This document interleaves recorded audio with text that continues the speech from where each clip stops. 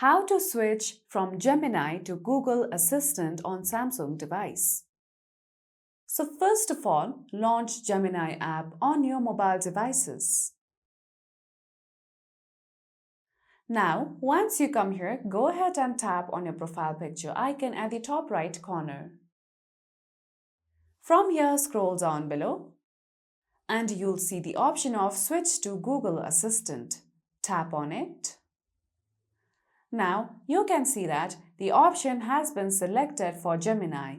In order to switch to Google Assistant, just tap on Google Assistant option. Make sure you go through all these details, then tap on Switch. And with that, you will successfully be able to switch from Gemini to Google Assistant on your Samsung phone. So that's it for today's video, and at last, don't forget to subscribe to our YouTube channel.